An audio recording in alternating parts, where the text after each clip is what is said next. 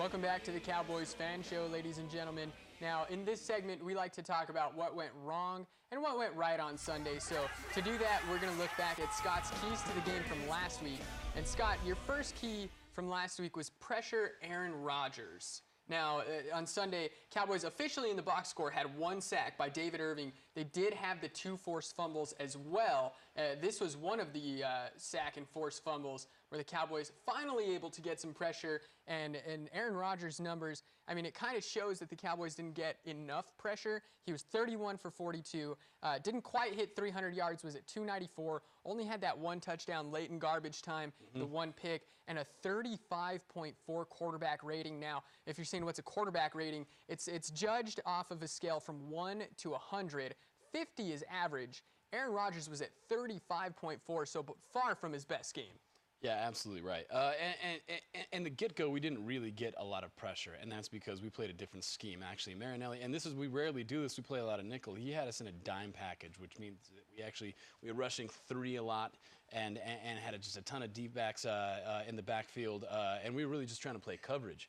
So we actually did. The D-line played well in this game, in my opinion. They did a really good job of contain. They contained Aaron Rodgers. He didn't run on us hardly at all. So they played that contain, and they let the coverage go to work, and he just couldn't find any receivers. So he had a lot of dumped passes and whatnot. So, make him uncomfortable. So, right. Pressure on Rodgers, yeah, there absolutely was. He had nowhere to throw the ball. He was contained. He had to throw it away. I mean, in the first half especially, he had all day back there on some of those plays. 6, 7 seconds on some of those. And yeah, I was screaming at the TV. I was a little bit worried about it. But when it came right down to it, the defensive scheme really had him uncomfortable, and I think it showed in his play. Rod Marinelli, he game planned the heck out of that game on Sunday. And in fact, I got a little preview. I have Rod Marinelli as my MVP from this week simply because of how well that defense played. Yeah, absolutely right. And everybody stepped up and did their job. And like I said, even the defensive line, when they weren't getting to Rodgers, they had him contained. They didn't give him anywhere to throw this ball, and he was uncomfortable all day. Now let's move ahead to your second key. Your second key on Sunday was run the ball. Now the Cowboys as a team had 191 rushing yards on 33 carries, most of those coming from Zeke, as he still leads the NFL in rushing. Through 6 games, he has 703 yards, 5 touchdowns. LaShawn McCoy is second in the league at 587. So with this bye week coming up, Zeke's obviously not going to play. I still think he has the rushing lead after this next week. Oh, yeah, I'd absolutely agree with you right there.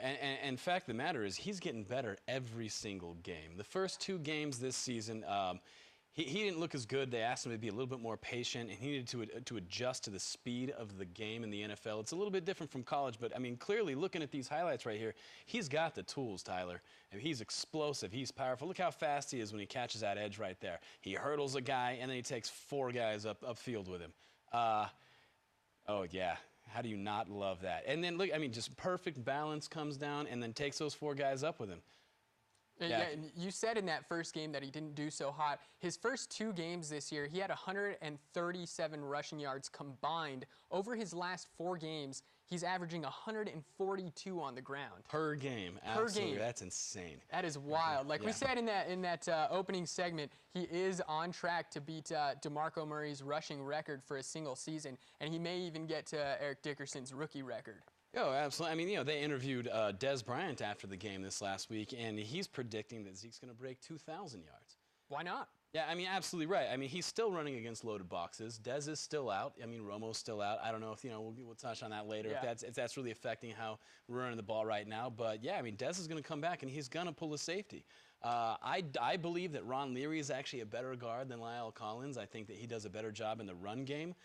So it's just perfect storm. After those first 2 games, and La'el went out, and Leary came in, and Zeke really found his timing and got patient. Just the way that he's hitting those holes, and when he gets that second level, those D-backs, they're too small for him. He's too powerful, and he's too quick, and he's pulling away. And we've said it the last few weeks, Zeke is a track star. Yeah. He ran track in high school. I believe his mother was a track star as well in the hurdles. That's in the genes. It definitely shows. Yeah, absolutely. Definitely shows. Absolutely. So we'll move on now to your third and final key from Sunday. Now, your key was control time of possession. The Cowboys were very close.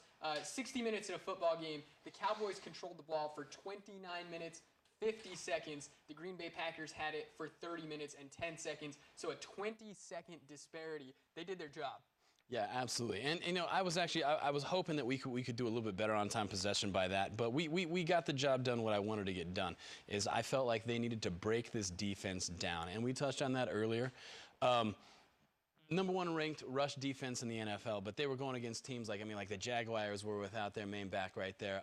They played the Giants, who had their first 2 backs were out, with injuries. I can't remember who else they went up against, but I remember reading about them, and they haven't gone up against a back or an offensive line like this all season long. I believe that we were going to be able to run this ball on, and that's what you do. That's how you beat Aaron Rodgers, is you keep him off the field, you keep him uncomfortable. And we were able to do that by like you said, close with the time of possession. I'm happy that it wasn't in Green Bay's favor. We did our job. Absolutely, and that Green Bay defense, through those first 5 games, they were only allowing 1.99 yards per carry, which is the single best since the NFL-AFL merger. Oh, absolutely. And the Cowboys just came out, carved them up, 191 yards on 33 carries. That speaks volumes, just getting the job done. The offensive line is, we say it all the time, they're the single best unit in football, even with Doug Free out there. But they were opening up those holes. Everybody had really good rushes. We even saw Lucky Whitehead on an end around on a 3rd and 1.